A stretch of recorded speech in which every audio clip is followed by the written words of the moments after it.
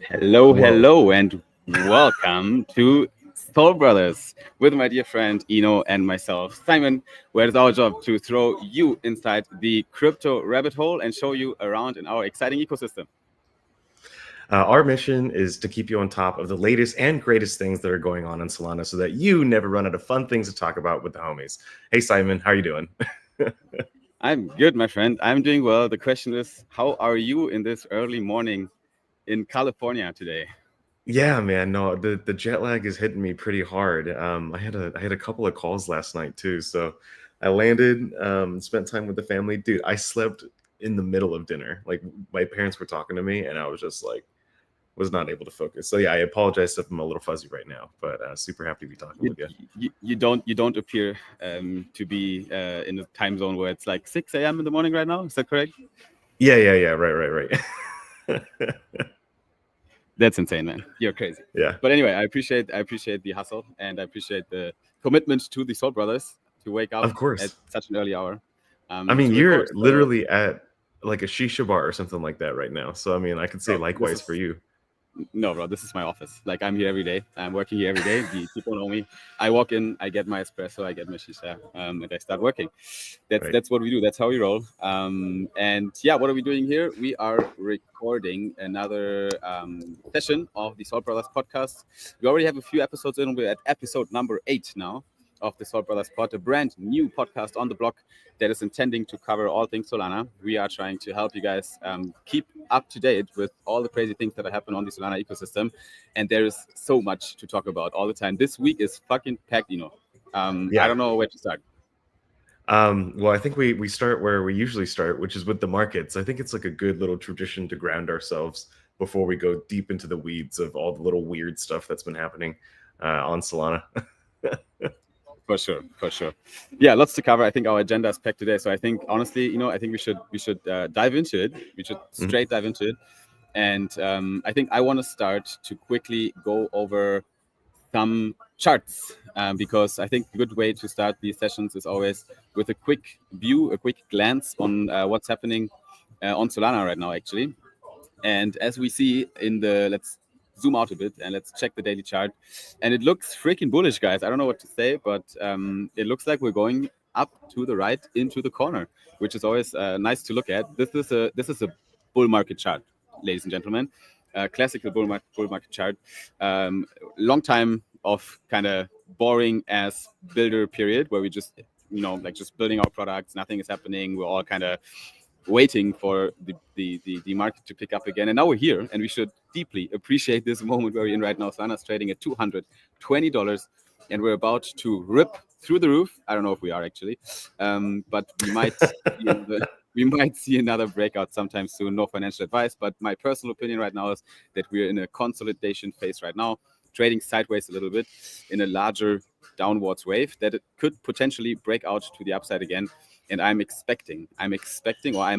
don't know if I want to call $300 until Christmas, but I wouldn't say it's unrealistic to approach the $300 until the end of this year, because if this goes through the roof, then we can see a good breakout. Looking at the Bitcoin chart, we are at all-time high. We are Holy literally crap. you know that? Did you Wow. realize this? I did not Like realize that. look at It's look at like, this. This is I insane. just love that Like, feeling of, well, if you've ever bought Bitcoin in the past, you were in profit. Just that feeling is just very yeah, nice. exactly. And even here, I think there's still room to breathe towards the upside here. For Yeah. now, we're a bit hesitant because obviously at $107,800, obviously the market is a bit indecisive where to go next. Yeah. But in my opinion, just for the listeners right now, we're recording on the 17th of December, and I think this week we might push a bit higher to $110,000 before we might see another pullback. But there's still a lot room in the midterm or long term for Bitcoin as well. Looking at the Bitcoin dominance right now, we also picked up again a little bit. We've been down to 55% actually for a while here. I think back then, yeah, like 55%. And now we're breaking out again to the upside a bit.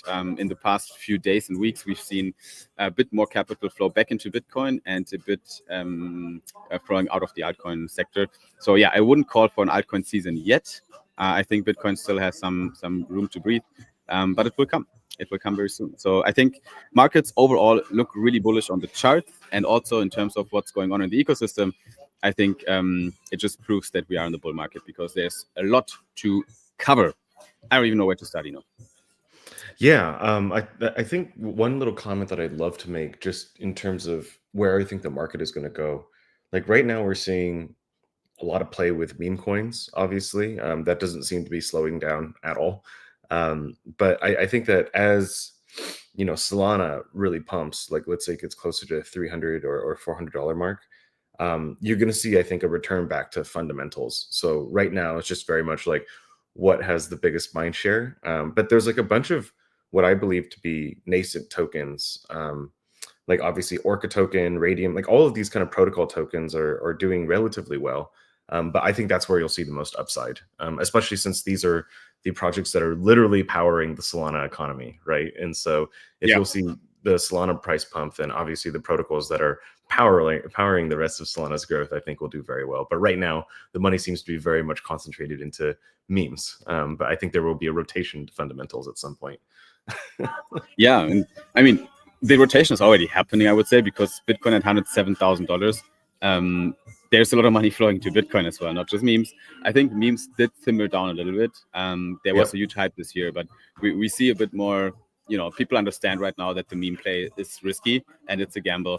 They kind of burned their fingers a bit this year and they're looking for new opportunities. So there is a shift in narrative happening again, more towards, I was about to say solid utility tokens without no pun intended here.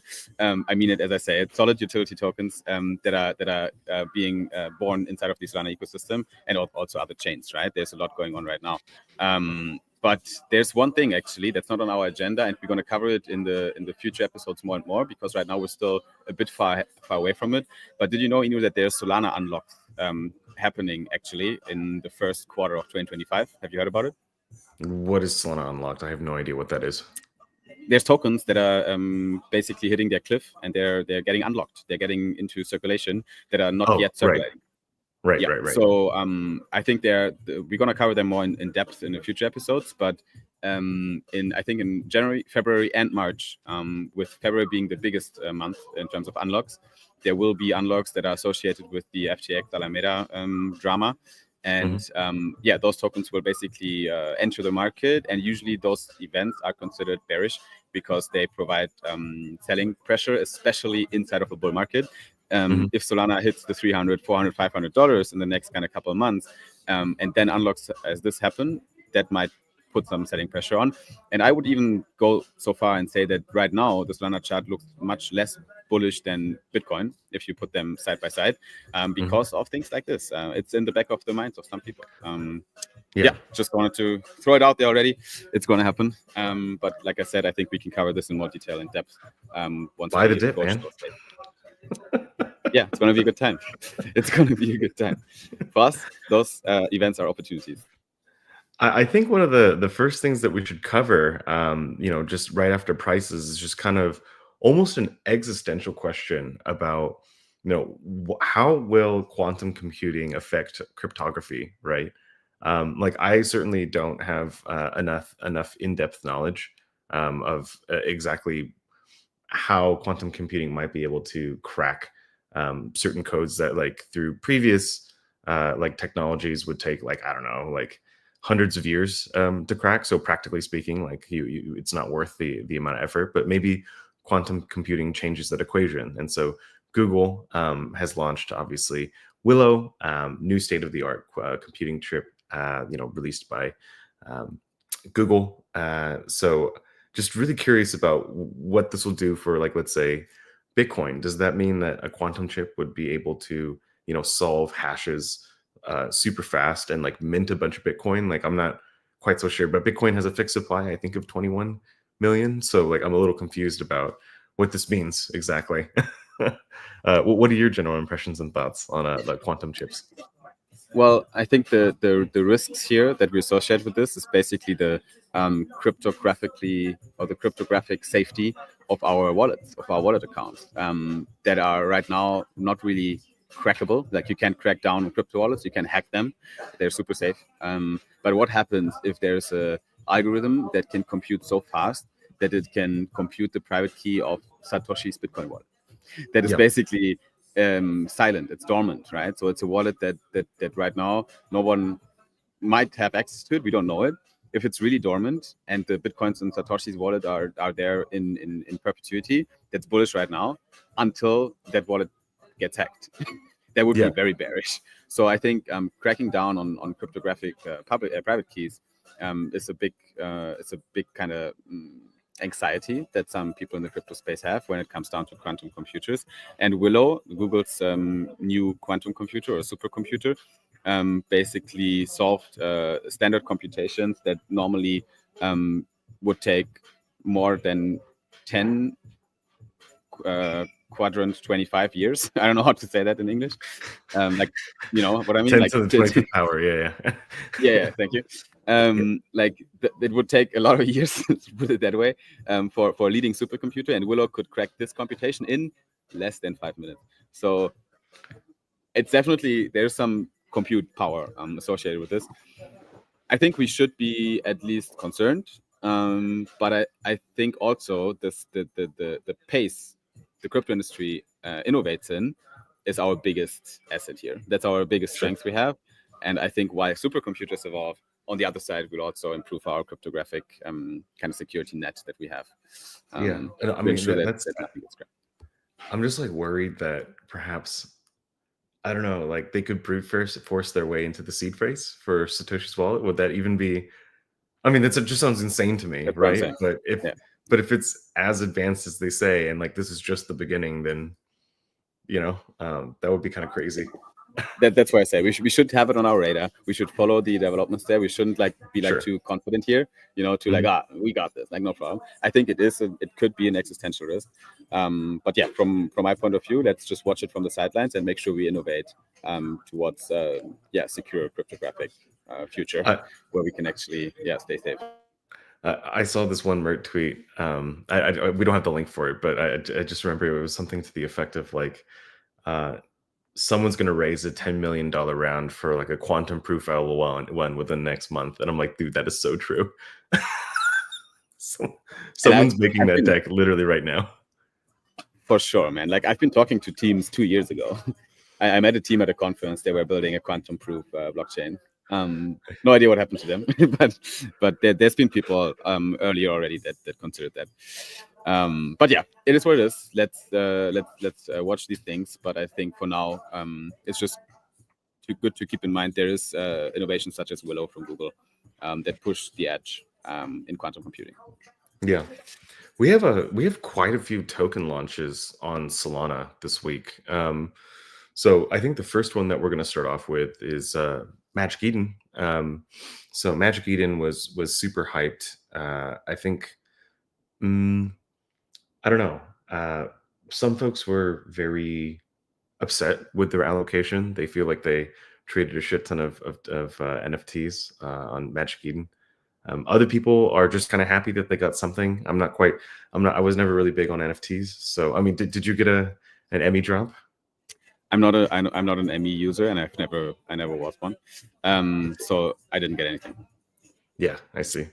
I could frankly give a shit. This is whatever to me, but the price got super pumped, and the classic, Christmas tree pattern. I think there was actually 2 of them, these kind of like pump and dumps. And a lot of folks, they staked their Emmy for I think 3-4 months, and they got fucking wrecked. This shit, but you can never tell with these things. So a little sad for Emmy holders. Generally, I don't think it didn't go as well as hoped. Yeah, I mean, it's the high FDV playbook, right? Those companies are now kind of they're doing what's the opposite of reaping the rewards in English? They're doing the opposite. Like they kind of have to, they have to now take the swallow the pill because reap what they sow. I see. Yeah, it's not. It's kind of. Yeah. They kind of have to reap what they sow because they raised hundreds of millions, I think 150 mil or something in their funding rounds. If you raise that amount of money, you have to raise at a huge valuation and a huge FTV. And then if you launch your token at a huge FTV, what are the multiples? What are the multiples you can get, right? The token launch of ME, like at the valuation they launched, 10x would make them one of the most valuable assets in the whole world. It's kind of unrealistic, right? So just like from my point of view, it's a flawed token launch system, and I have a very strong opinion of this because we at Solana ID are doing the opposite playbook, literally the opposite. Because I believe it's not community centric at all. And the airdrop was a good idea because it caught a lot of attention, and I think it was executed in an okayish way. Because there were a lot of people that were also bullish on my timeline. They got huge allocations, a lot of thankful appreciation posts I got. So there was a lot of people that were happy about it. But if you launch a token at such a high valuation, where a 10x is impossible, and you then get an airdrop from that project, what's the first thing you're gonna do? Wait for 10x? Probably not. you're gonna sell it. You're gonna cash out and see where the price goes, right? And that's exactly what happened. So yeah, everyone who got an ME drop, good for you guys. I hope you made some money off it, or if you're still bullish on it and you kept holding it, then also great. But yeah, what's the current situation there? On the ME chart and on the numbers.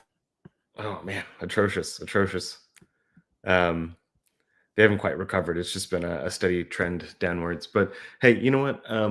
I almost feel it's price discovery in a corrective way, and at some point people will it'll be oversold. And then they'll be able to build it back up from there, perhaps even to new all-time highs. But obviously, launching at that FTV, as you rightfully mentioned, makes it very difficult for people to kind of believe in long-term holding of the token. But it's not just ME this week. That we also got Pengu, another Ethereum project, NFT project that's launched a token on Solana. Just launched like today. Like 30 minutes ago. Yeah, today. Yeah, like literally today, 17th of December. We're covering it live with you guys in the live stream. And everyone who listens to the pod a few days later, this literally happened this week. Pengu launched their token on Solana, which is associated to their Ethereum NFT collection, Pudgy Pendrits. What do you think about that fact, first of all, that they chose Solana for launching their token as an OG Ethereum NFT collection? Yeah. So like we were very early on this news. Like we covered this, I think, like 2 weeks ago when it was first announced. And my opinion then is very similar to my opinion now. I mean, Solana is where all the retail action is at, and that's why people are coming here. You might have larger dollar sizes and like bigger TVL on Ethereum. But if you're looking at like where real retail, like the next marginal user and like what chain they choose, it's going to be Solana. And the projects are kind of going to where the action is. It's just what you do. Yeah, it's true. And I think like a big reason why they launched on Solana, I think I've heard them talk about this actually publicly, is that the fees are so much cheaper to trade the token. And for them, it was a no-brainer to choose Solana for that. But I think actually this is super positive for crypto as a whole, because what does this prove? I think it proves that we are able to do interoperable crypto plays here with no kind of bad feelings, because the Pudgy team, like they are ETH OGs, I would say, right? But they seem not to be ETH maxis. They don't care about those kind of camps that we build ourselves, right? Like either you're Solana or Ethereum. You don't have to be. You can have your huge NFT collection on Ethereum, and then you can utilize some other L1 for the token just because it makes sense. And I think that's super bullish for the whole ecosystem. I think that's great. I think that, let's put it this way. I think that the Solana retail is like much more mercenary and happy to accept other projects than the other way around, right? Like I'm not quite so sure Ethereum. I mean, like the L2s, I think they don't mind if you're a Solana project, but just generally speaking, like our retail is just very much like, hey, can you make me money? Then I could really care less about where you launch your NFT collection, right? Unless you're Frank. And the reason why Frank gets so much shit is because he's an example of someone who was here, had the top NFT projects, like 2 of them here, bailed for Polygon, which was clearly the wrong move, and then came back, and it feels like capitulation. Whereas like Pudgy just kind of feels like, OG ETH project, and like happy to have you if you want to make the switch. So yeah, and I mean, obviously Solana's where most of the retail capital is. So very excited for the Pudgy launch. Yeah, even and though I think there's not too bad. I mean, it's a much more community-centric launch, that's for sure. Like they really focused on the community, and they have a very good airdrop campaign, in my opinion, live right now, where you can actually claim your pudgies. I think, I can actually claim.pudgypendreens.com for people that want to make sure that this is actually make sure that's right. You got the right link if you want to check your allocation. It's claim.pudgypendreens.com. And over there you can check with your ETH wallet and your Sol wallet if you have an allocation of the pudgies. And if you have an OG wallet that goes very, very way back, you might even get an allocation without being an NFT holder. But obviously the NFT holders are getting their chunk, which is perfect. That's the way it should be, right? So I think not too bad. Like, well played by Pudgy. I'm pretty bullish on that token, honestly, overall. And I think they did a good job there. They also didn't really need to pay a lot of money to get listed on exchanges. It was the opposite, which is great. Exchanges want them to list them, which I like. So that's well played. Net new users, man. That you can't be an exchange and not have the Pudgy token. Otherwise, people will just trade on other exchanges to do it. So makes sense. That's how. Not even the last token launch. There's still more. There's a Streamflow. I mean, you want to walk us a little bit more through the Streamflow token launch? For sure. My friends from Streamflow, the team around Malisha, the co-founder or the founder of Streamflow, they are building the vesting and locking platform on Solana, where a project like us also can basically put our tokens in smart contracts and then activate the vesting in a very secure way to facilitate investors vesting or whoever wants to get the allocation in a monthly vesting or even a daily vesting. They have a lot of features that they put on their platform. And Streamflow has been used since a long time by a lot of OG projects. They have millions, if not billions, I think they have billions in capital that they vested through Streamflow. So the stats of Streamflow, the product itself, are really good.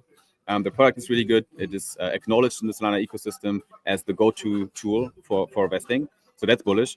The token itself is more like a governance play. So it doesn't really have a huge utility inside of the product in terms of a product utility.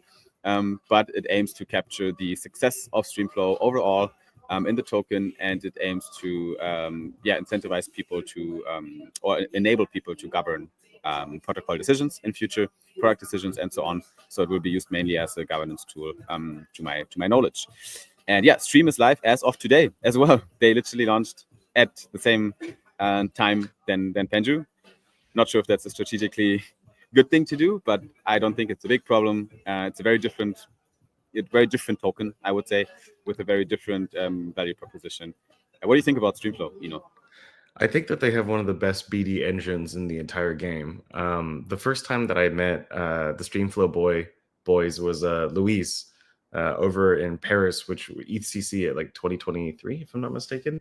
And since then, it's like every single freaking event, it's like new like, and the thing is, like, it's not just like one guy that does the BD. I feel like they have like a solid like 4 or 5 guys that do BD for Streamflow, and they're everywhere all at once. So I think their coverage is very good, and I think that and by the way, especially for a business like Streamflow, it's very important that they get as many projects to use their tools, and it makes a lot of sense for projects that want to be able to pay out their founders or different investors in all on smart contracts and all on chain. So like, you don't worry about someone saying one thing and then doing another, right? So Streamflow allows people to work in a trustless way, which I really appreciate. So both in terms of product as well as just my own experiences on. And by the way, I bet for plays like this, I bet on teams, not tokens, right? So that's why I feel like it's relevant to kind of talk about their BD in that context, is that like what's one bullish, piece of information that I have that other people might not, is that they operate at a high level. Is all I need to say. And I agree. Like as a second opinion here from another person that is quite well connected in the Solana ecosystem, I can tell you as well that Streamflow is doing a very good job on the BD side of things. I haven't seen the chart yet. That's very interesting. We're trading at a 200 million FTV. Wow. Okay, that's not bad. With 3,000 holders, that's not bad as well. So yeah, pretty good to see. I think their token launched pretty well. Yeah, not too bad actually. Not like so a what crazy they did dump. basically, Yeah, they did a collaboration with Bonk, Bonkpad, with the launchpad from Bonk, which is utilizing the Meteora Alpha Vault. So it's kind of a Meteora Bonkpad play. The Alpha Vault was heavily oversubscribed, I think 400% or some shit. They had sure. like a 1.2 million TVL or something in the Alpha Vault, which was very good. And now in the Alpha Vault, people could buy into the token at a fixed price, and now the token is trading live. Yeah, I wish Jupiter had worked on the token launchpad around this timing, right? I think it was slightly too early. But at the same time, like if you're in Jupiter's position, you can't just because when they announced it, which was I think it was November or October of 2023, they didn't know what the market was going to look like in a year's time or whatever, if Trump was going to be president. I mean, like that was so far out, right? But obviously a project like LFG probably would have been much more successful in this context than it was last year, even though last year wasn't necessarily even like bad market conditions or anything like that. It's just clearly even better now. And with, let's say, projects like Bonk Live, they do an amazing. They've basically kind of taken over, I think, that gap in the market that Jupe LFG did leave. So it's good to see more projects working with Soulport Tom. He's obviously a legend, huge fan of his. I heard he like single-handedly derugged the Taiko community, which is like one of the OG NFT projects on Solana. I don't know if you've heard that story. Yeah. It's you know that kind of like robotic Gundam PFP that he has, right? Yeah, I've seen that. Yeah. So that's an OG Solana FT project, and like he, for I think a year and a half, maybe even 3. It's been a very long time. It's been a labor of love. He wasn't even like elected or anything. He's just been the guy that's been pushing the Taiko community and also like swept the floor multiple times to maintain floor price. So I mean, just like all around, very, very cool dude who's been giving back to the space. So cool to see him score some major wins with friends like Streamflow. So that's Melisha. Congratulations on your TGE, man. Wish you all the best going forward in the future. And also Soulport Tom, congratulations on yet another successful launch. This is amazing. Good to see where Bonk Live is going. For sure. I agree with everything. And also shout out to Melisha. Well done. Let's see how Stream is trading going forward. But that's not all, There's more launches going on Solana. Let's talk about a product launch. Yeah, Ranger. So big congrats to the boys. Fatu, Barrett, Kobe. I think Edgar is working with them as well. So Ranger Finance kind of does 2 things. Number one, it's a dashboard for perps, perpetuals on Solana. And also it's a kind of like a perps aggregator. So you can think of it as Jupiter, but for perps, right? So it's routing like all the different sources of liquidity together, so that I suppose you would always get best price. But yeah, I am like, I'm not much of a perps trader myself because trading on leverage scares the shit out of me. But this is the product. They built everything from scratch. So happy for them. Obviously, I think there are huge fans of Ranger all around the world. Lily Liu, the president of Solana Foundation, is also an investor in Ranger. I think Akshay as well. So just all in all, very, very bullish on the team. I know that they're moving very, very aggressively. So yeah, happy for them and can't wait to see where they go. You got any thoughts on the Ranger launch, brother?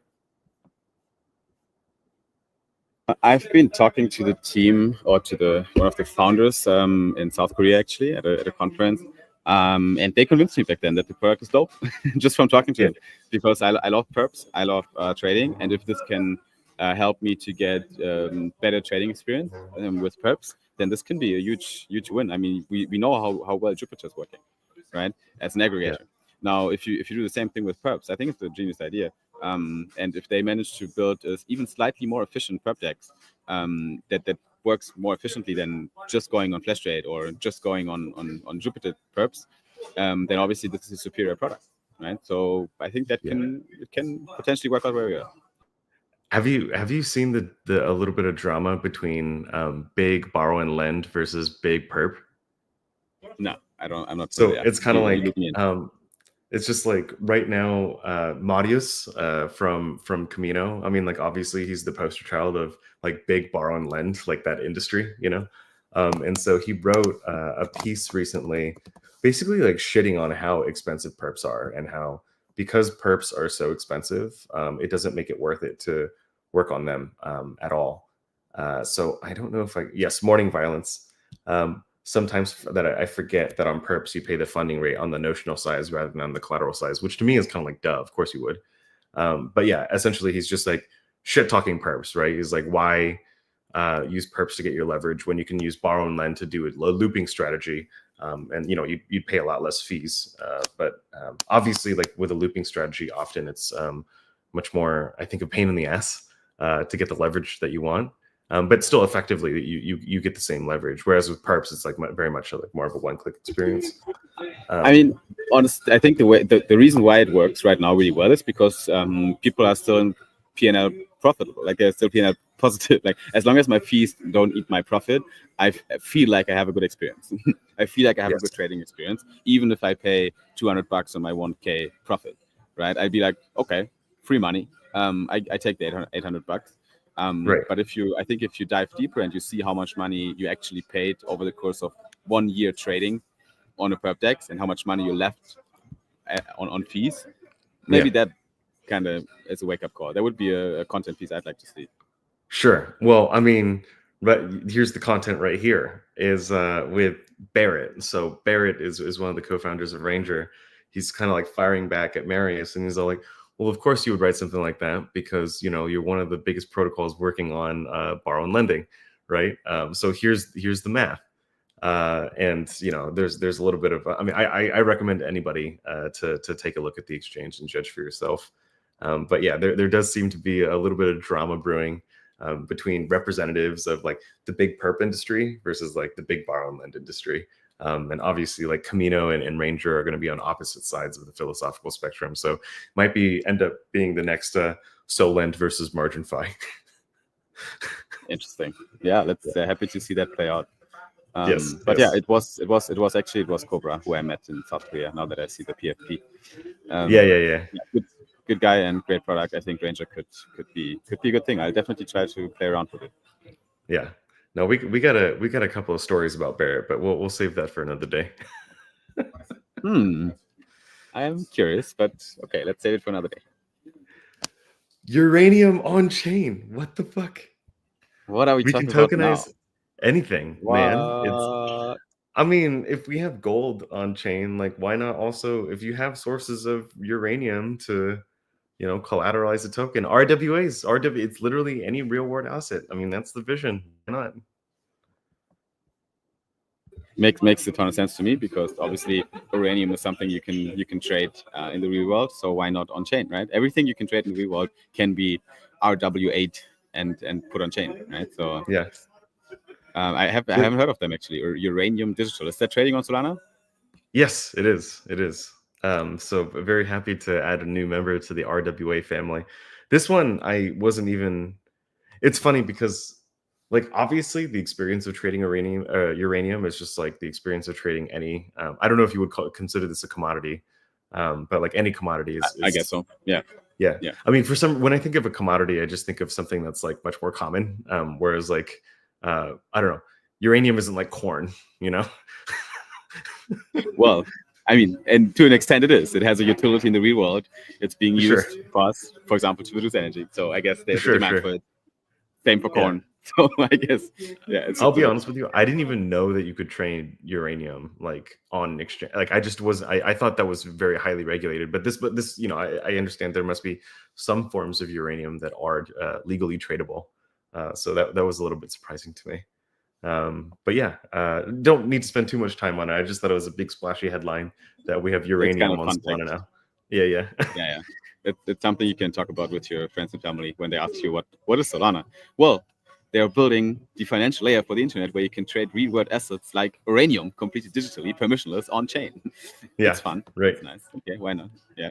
Yeah, no, totally. Crazy. Access to access, and it makes these types of stories make it a lot easier to convince people that Solana and chains like it are real world. They have real world use cases with real assets that you could make the very easy case for like, hey, let's say you're a guy in Nigeria, right? It's like you might not even have a bank account. Like all you got is like a P2P experience where like you're giving money to your friend, he's giving you crypto in your wallet, and now you can get exposure to uranium, right? Like he has no way to get exposure to uranium if he wants it, right? then literally he doesn't even need to do KYC or anything like that, which I think is beautiful. Permissionless finance is beautiful because there are too many people in the world who actually, I mean, they might not have the most money, but at least they get some exposure to more complex financial instruments, which I just think is just is better for the world in general. I think it's a road to more equality, I would say, overall. When we talk about humankind as it is today and society, which is a net positive for the world. Yeah, right. Like despite the fact that I'm a flaming liberal, I believe more in equality of opportunity than I believe in equality of outcome. So like you have to give everyone a fair shake, and part of giving someone a fair shake is giving them access to the same quality of financial instruments that even a billionaire would have. Like obviously a billionaire would have access to private opportunities that none of us would have access to. But still, I think the That's case what is crypto is about. That's yeah, what ICOs were about. That's what pre-sales are about. That's what all this is about. We just want to make access to financial instruments as early as possible and as easy as possible. yeah. And that's the beauty about crypto, right? So yeah, And not I gonna think lie, that I think leads us into a super natural segue for I think what I'm most excited for this week, which is the launch of your token, Simon. It's this Thursday, and yes, I sir. full disclosure here because I feel like it's kind of ethical to say, but I am an investor in Solid, so like this is not financial advice. Look into the fundamentals of the project and decide for yourself. Not telling you to ape into Solid because obviously that is my financial interest, but I am legitimately very excited for your launch, probably because I've been tracking it for so long, just knowing you so personally. So yeah, tell us about the launch, man. Well, I mean, not gonna lie, it's the most important week of the year for us. Not it's packed right now, and yeah, we're all hands on deck because the TGE is obviously a very important part of every crypto project's journey, because it's important for all our stakeholders, investors, community, and also for our team because we are utilizing the token also like to represent the financial growth of the Solana ID ecosystem. It will accrue all the value that the protocol accrues, essentially, and it will also help us to bootstrap, or not bootstrap, but to financialize or monetize the product itself. Because the utility of the token itself inside of the Solana ID product that's about to launch in January is, amongst other things, to redistribute profits that Solana ID makes as a protocol back to the data owners of their identity accounts, which are Solana ID holders, right? So Solana ID holders, they basically accrue Solid in their wallets from sharing their data. That's the easy pitch without diving deeper into that. And then they can either hold their tokens or they can even lock their tokens. We call it reputation staking.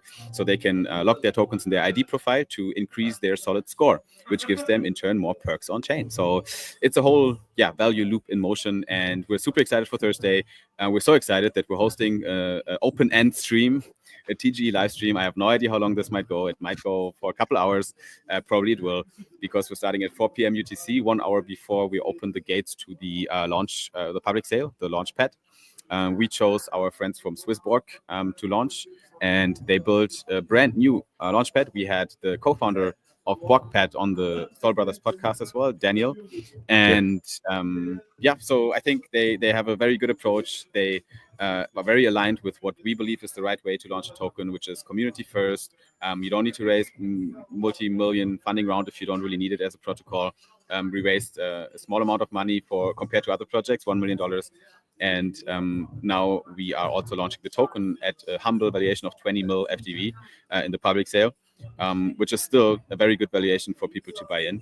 So 20 mil is going to be available on the BOC pad, which opens at 5 p.m. UTC, with priority access, obviously, to Solana ID priority pass holders, which are our users. Once we sell out on BOC we go straight on DEXs. So Solid will be live trading on Thursday evening UTC time. We're going to open our launch pools, or our liquidity pools, right after the public sale.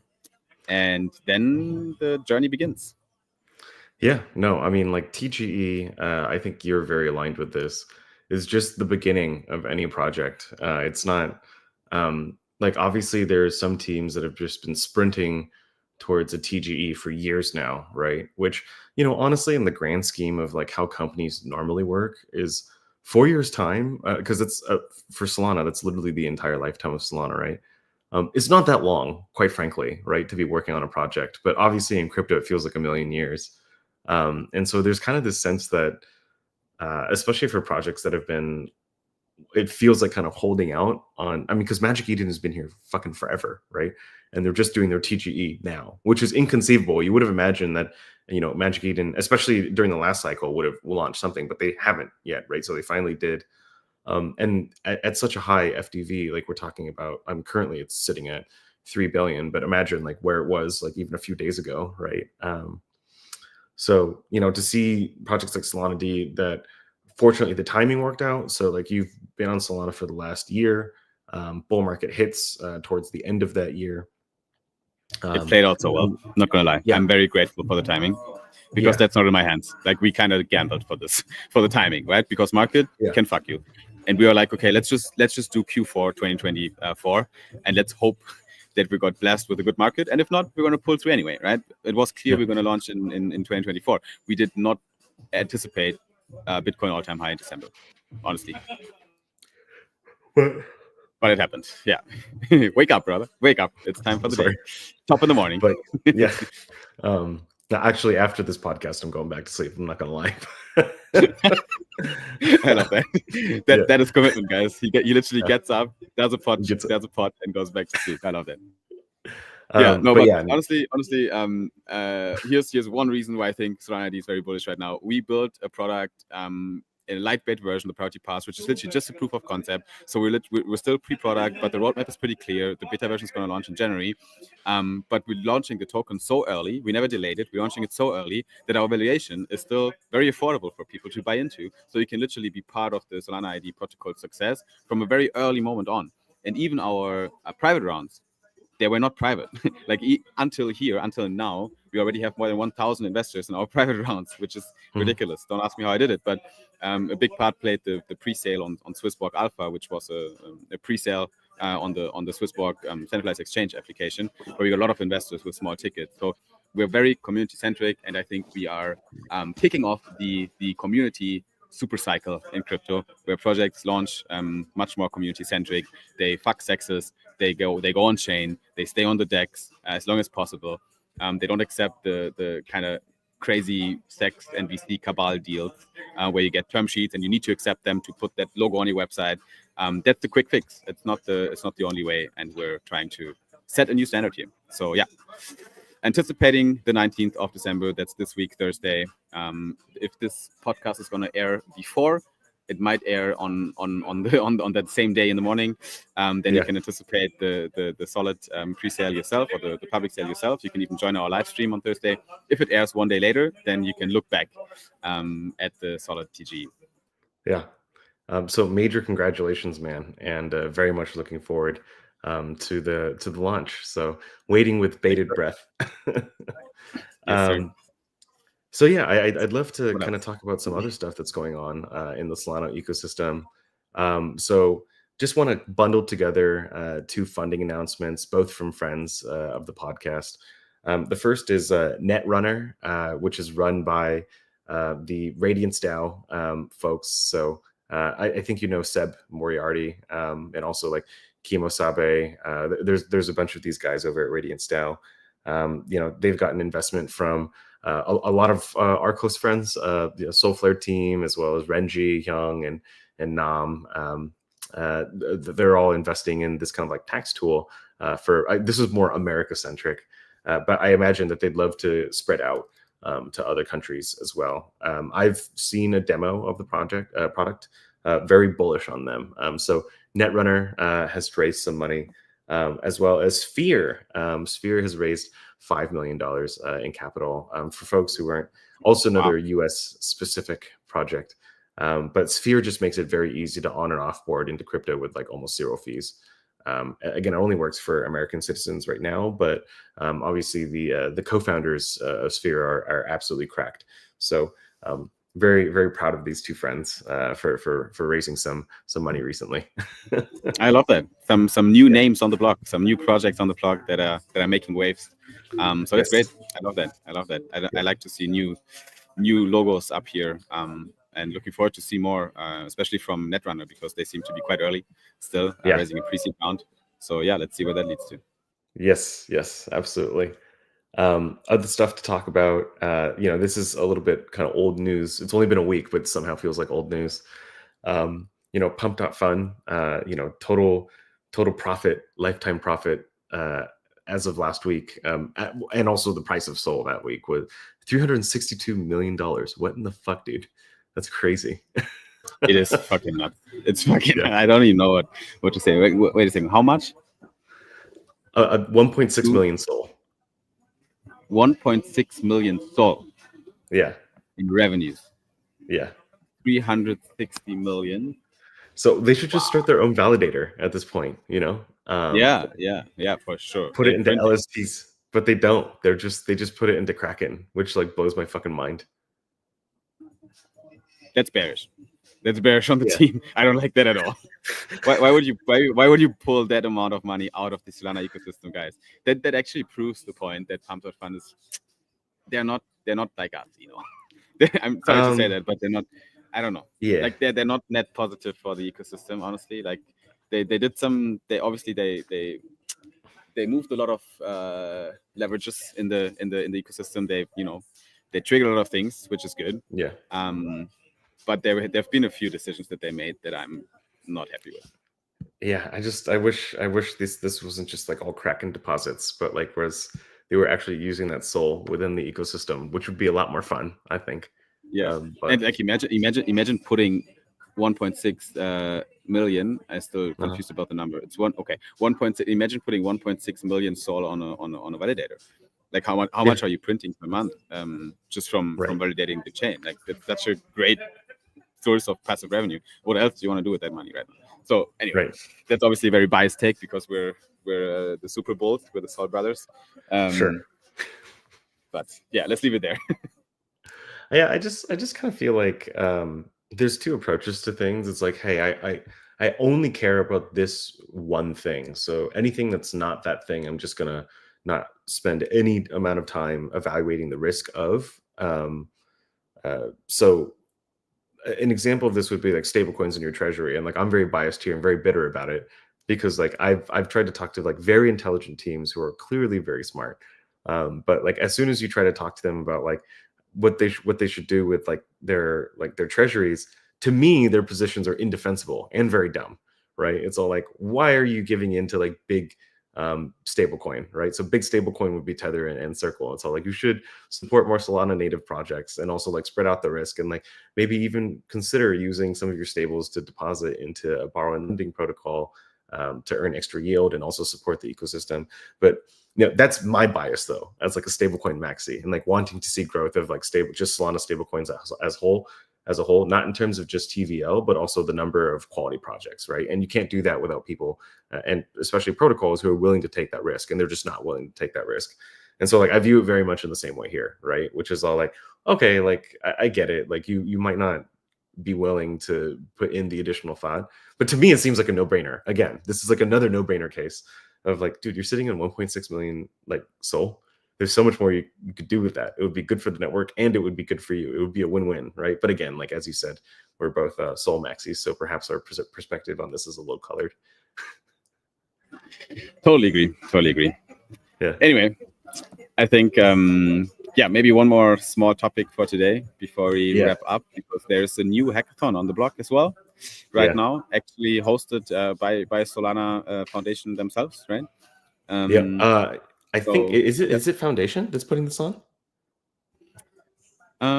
Pretty sure, yeah. It's a huge Solana Foundation AI hackathon. I see. I'm pretty sure it is. And very cool. Yeah, so what are we looking at? We have an AI hackathon that's already going on right now. People are actually taking part in it.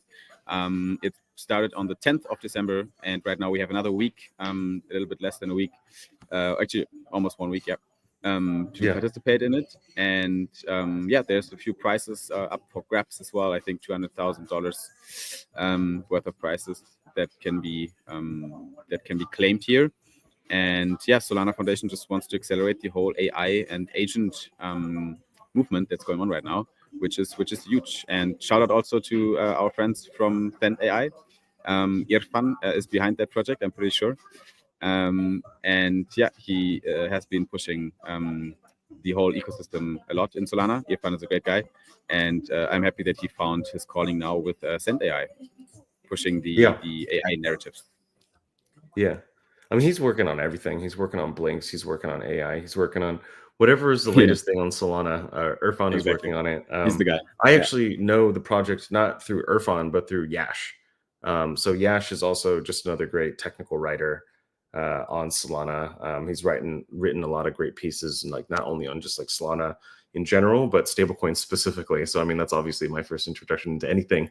Is always the stablecoins are the gateway drug that get me to everything else. I love that. My understanding is that Irfan and Yash put a lot of effort. I heard they put this all together in 3 days, which is quite phenomenal. I don't know how that's even possible. Imagine.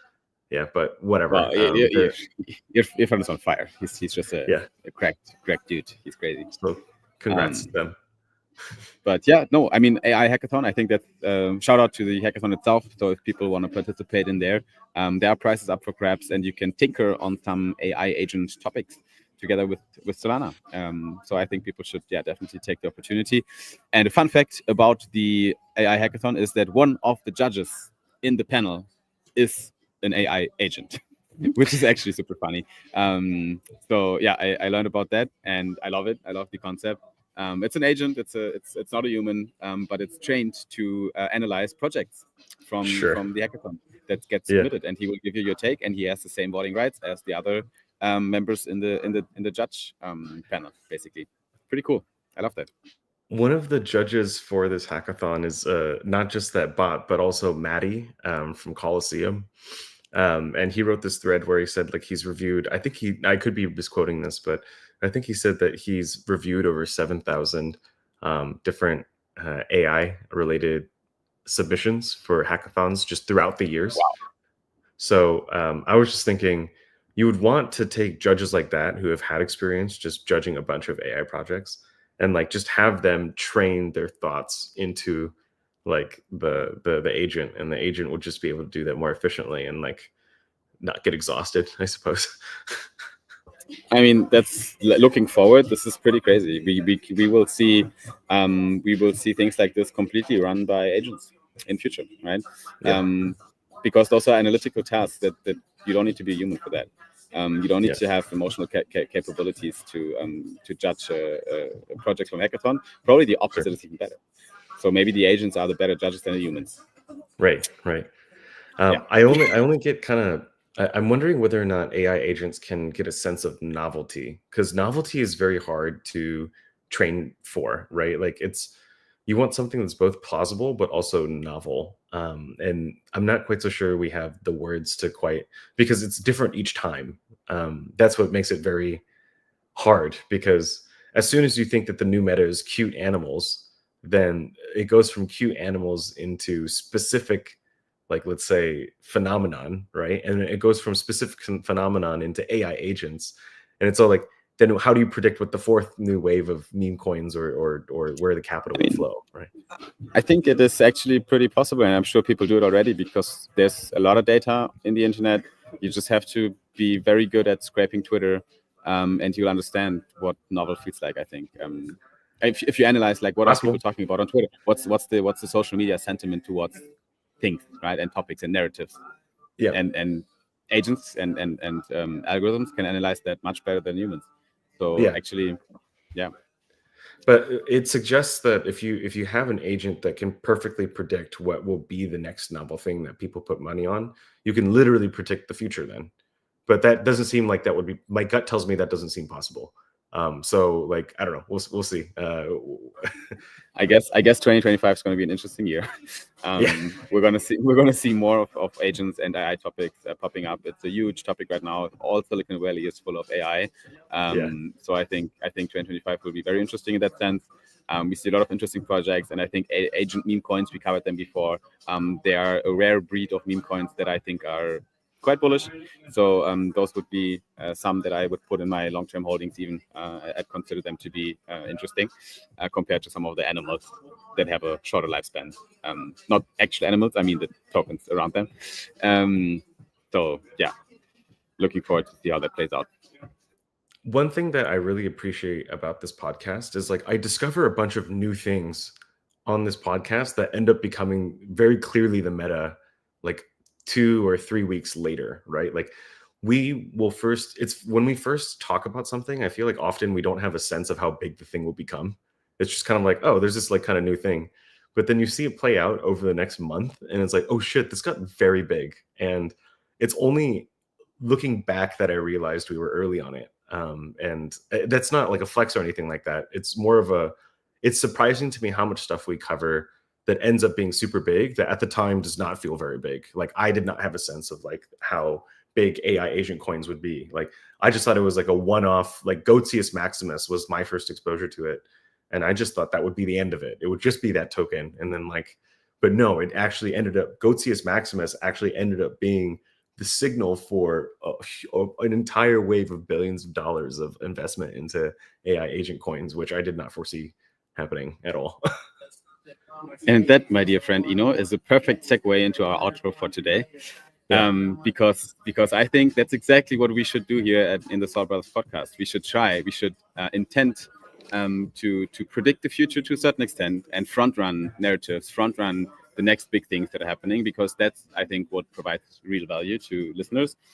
That's something I would want to listen to, because if I can dial into a podcast every week that gives me a good wrap up of what's happening right now on the ground in Solana, and B, an idea of what might happen in the next weeks, then I think that's huge, very valuable, because our attention right now is being pulled from so many sides, and I want to have one single hour in my week that I can dedicate to a kind of a condensed discussion between two people like ourselves, that I can listen to get a good sense of what's happening now and in the future. So that's what SOLBROTHERS shall be going forward as well. And we're doing these recordings on a lively rhythm, on a weekly rhythm right now.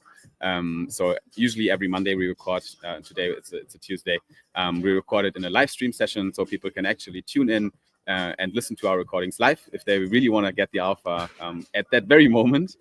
So we have 200 people right now that are listening live to the stream. So shout out to you guys, and also shout out if you are a listener to the SOLBROTHERS. Thanks for tuning in. Thanks for taking the time in your week to get the latest updates from the Solana ecosystem, and we will keep at it. Eno, it has been a pleasure as usual. Do you have anything you want to say for the closing remarks, or are we good to go? Vote solid, get solid. You know what I mean? Here you go. Here you go. That's my man. That's my man. So Thanks see for you in the shout order out. books, bro. See you in our TGE live stream on Thursday, guys. Make sure to follow what's happening at Solana ID, but most importantly, make sure to tune in again when it's time to record another SOLBROTHERS podcast. Stay up to date and show us some love on our social media accounts, because we're just getting started with the SOLBROTHERS. Eno, I wish you a good night. I hope you can go back to sleep. And Adios. Thanks everyone for dialing in again. I see you guys at the next one. Super appreciate it. Thanks, Simon. Take it easy.